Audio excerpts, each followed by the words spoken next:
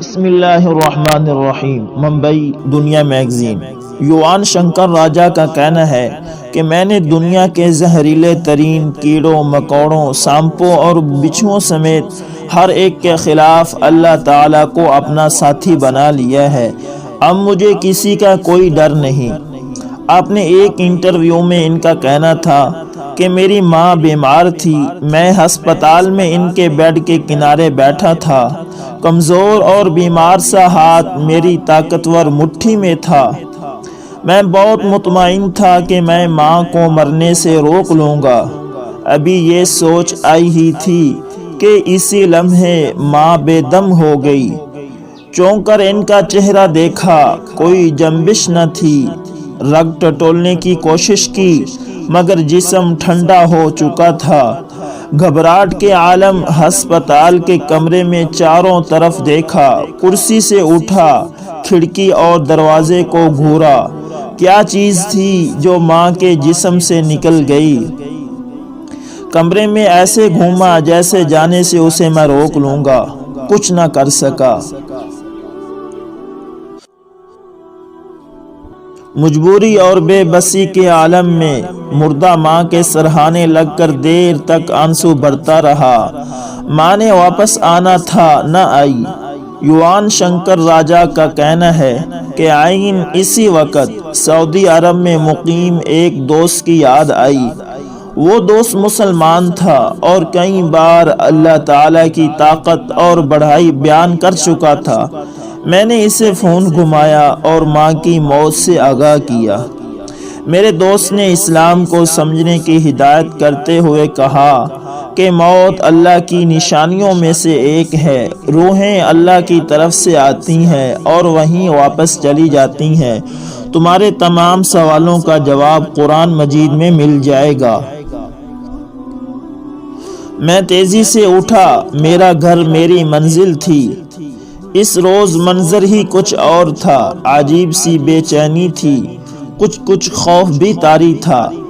گھر میں دوست کی دی ہوئی جائے نماز اور قرآن پاک کو تلاش کیا۔ نہا دھو کر جائے نماز پر بیٹھ گیا۔ صرف ایک ہی جملہ منہ سے نکلتا رہا، یا اللہ مجھے معاف کر دے، یا اللہ مجھے معاف کر دے، یا اللہ مجھے معاف کر دے۔ ان کا کہنا تھا کہ گناہوں کی معافی کا طالبگار ہونے کے بعد اٹھا، قرآن پاک کھولا، پڑھنے کی کوشش کی۔ ترجمہ سمجھنے میں دیر نہ لگی۔ قرآن پاک کا ایک ایک لفظ بھاری لگا۔ میں شاید اٹھا نہ سکوں، صراط مستقیم شاید میرے بس میں نہ ہو، لیکن پتہ نہیں کہاں سے مجھ میں طاقت عود کر آئی۔ میں نے اسی لمحے اسلام لانے کا فیصلہ کر لیا۔ وہ دن اور آج کا دن اسلام ہی میری زندگی کا مرکز ہے۔ میں قبول اسلام کے بعد سے بہت خوش ہوں۔ مجھے اللہ تعالیٰ نے وفادار بیوی اور چاند سا بیٹا عطا کیا ہے۔ انہوں نے کہا کہ روح اور موت کیا ہوتی ہے۔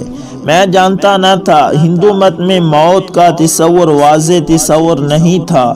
انسان کیسے پیدا ہوتا ہے، کیسے مرتا ہے، میرے سابقہ مذہب نے مجھے کبھی نہیں بتایا۔ انڈین موسیقار نے کہا کہ سن 2011 میں دل کے دورے سے میری ماں کی اچانک موت ہو گئی۔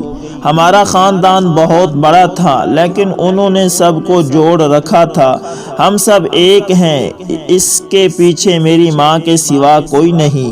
مجھے یہ ماننے میں بہت دیر لگی کہ میری ماں مر چکی ہے۔ میں کئی برس تک انہیں پاس ہی محسوس کرتا رہا۔ یوان شنکر راجا کا کہنا تھا کہ سن 2013 تک میرے آنسو تھمتے ہی نہ تھے۔ آنسوں کی لڑی بہتی رہتی تھی۔ میں نے لڑکپن میں بھی بہت کام کیا لیکن ان کی موت کے بعد سے کسی بات میں دل لگتا تھا، نہ توجہ مرکوز ہوتی تھی۔ ہر سوچ ماں پر آ کر رک جاتی تھی، وہیں مجھے ہر کام کی تحریک دیتی تھی۔ میرے اندر کام کرنے کا جنون بیدار کرتی تھی۔ میں ان کا لاڈلا بیٹا تھا۔ وہ میرے لیے بہت دعائیں کیا کرتی تھی۔ وہ کہتی تھی کہ میں ایک باغ ہوں جو دوسروں کو پھل دیتا ہوں۔ ان کی نظر میں ایک ایسا انسان تھا جو معاشرے میں بدلاؤ لانے کی کوشش میں خود کہیں کھو گیا تھا۔ خود کو بھول چکا تھا۔ وہ جانتی تھی کہ مجھے سب سے پیار ہے، میں بھی دوسروں میں پیار بانٹتا ہوں۔ یوان شنکر راجا نے بتایا کہ میرے والد کٹر ہندو ہیں، میری ماں بھی ہندو مت سے تعلق رکھتی تھی، لیکن میری سوچ دونوں سے ہی الگ تھی۔ میں سوچتا تھا کہ کوئی سپر طاقت ہے جس نے دنیا بنائی اور اب اسے قائم رکھے ہوئے ہے، تو ہی تو ہے جو نظام ہستی چلا رہا ہے۔ مجھے ہمیشہ سے خدا کی تلاش تھی۔ میں یہ بھی سوچتا تھا کہ بھلا خدا کسی شکل میں کیسے ہو سکتا ہے، یعنی بت کیسے خدا بن سکتا ہے؟ جسے خود انسان نے بنایا وہ کیسے انسان کا خالق بن سکتا ہے؟ انہوں نے تسلیم کیا کہ میری سوچ کیسے یہ راز پایا۔ یہ میری ماں کی موت کا وقت تھا جس نے میرے اندر کی تلاش کو پورا کر دیا۔ میں کسی کام کی غرض سے ممبئی آیا ہوا تھا۔ جب چنئی واپس پہنچا تو میری ماں بری طرح کھانس رہی تھی۔ میں انہیں کار میں ہسپتال لے گیا، بہن بھی ساتھ تھی۔ وہ کہتا ہے کہ میں نے نام نہیں بدلا، ہندو نام سے بے چینی ہو رہی ہے، میں اپنا نام جلد ہی بدل لوں گا، کیونکہ فوری تبدیلی سے شہریت کا مسئلہ کھڑا ہو سکتا ہے۔ اس نے 31 اگست 1979 کو چنئی کے امیر برہمن گھرانے میں آنکھ کھولی۔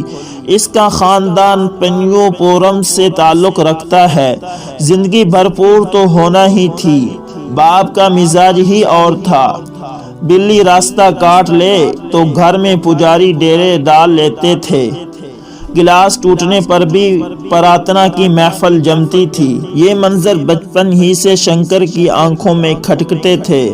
برہمن سوچ کے ساتھ پیدا ہونے کے باوجود اس من میں برہمن سماج کے حوالے سے کئی سوال اٹھتے جن کا کبھی جواب نہ مل سکا۔ انسان کو کون پیدا کرتا ہے؟ انسان مرنے کے بعد روحیں کہاں جاتی ہیں؟ مردے کو جلانے سے کیا مقاصد حاصل ہوتے ہیں؟ راکھ پانی میں بہانے سے کیا ہوتا ہے؟ ہندو مت اسے کبھی مطمئن نہ کر سکا۔ 1996 تک تامل فلمی دنیا میں اس کا طوطی بولتا تھا۔ یہ منزل اس نے صرف 17 برس میں حاصل کی۔ اس نے کم عمری میں جو نام کمایا وہ شاید ہی کسی اور کو نصیب ہوا ہو۔ 16 برس کی عمر میں اس نے فلم اروان دہان میں میوزک سے دنیا میں دھوم مچا دی۔ اے آر رحمان کے ساتھ راجا نٹور لال کا میوزک دینے والوں میں وہ بھی شامل ہے۔ 23 برس کی عمر تک پہنچتے پہنچتے وہ 100 فلموں میں میوزک دے چکا تھا۔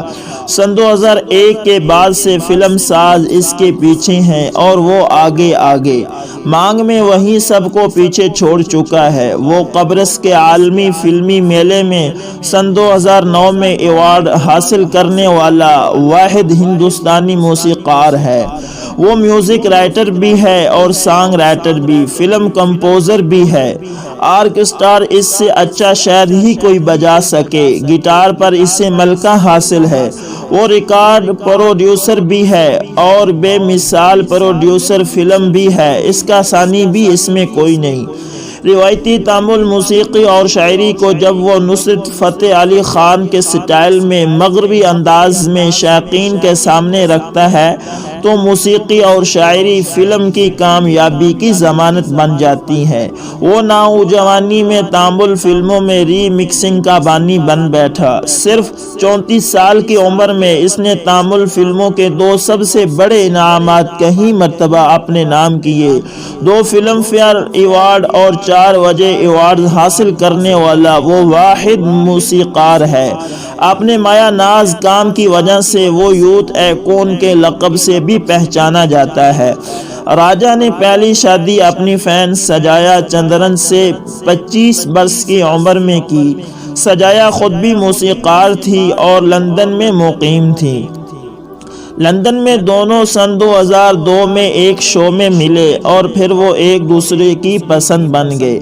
اس خفیہ شادی کا اعلان انہوں نے 21 مارچ سن 2005 کو چنئی کے میئر ہال میں شادی کے تقریب میں منعقد کر کے کیا۔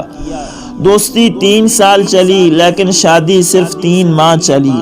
علیحدگی کی وجہ ناقابل اصلاح اختلافات بتائے گئے۔ دوسری شادی 30 برس کی عمر میں شلپا سے کی۔ 1 ستمبر سن 2011 کو دونوں آندھرا پردیش میں شادی کے بندھن میں بندھ گئے۔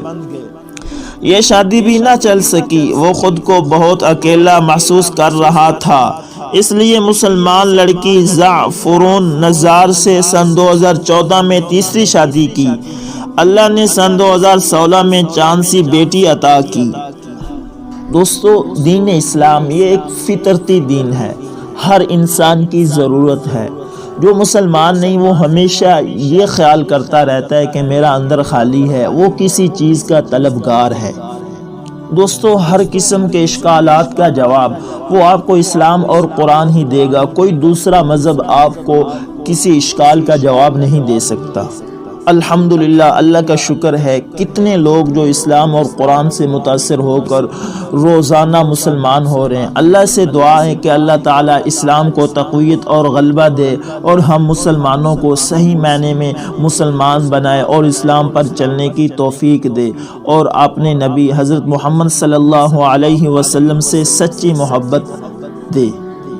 دوستوں، امید کرتا ہوں کہ یہ ویڈیو آپ کو پسند آئی ہوگی۔ اگر یہ ویڈیو آپ کو پسند آئے تو لائک، شیئر اور کومنٹ میں اپنی رائے کا اظہار ضرور کیا کریں، اور اگر آپ ہمارے چینل پر نئے ہیں تو ہمارے چینل کو سبسکرائب بھی کر لیں اور ساتھ میں بیل کے نشان کو بھی دبا لیں تاکہ ہر نئی آنے والی ویڈیو سب سے پہلے آپ تک پہنچتی رہے۔ جزاکم اللہ خیر۔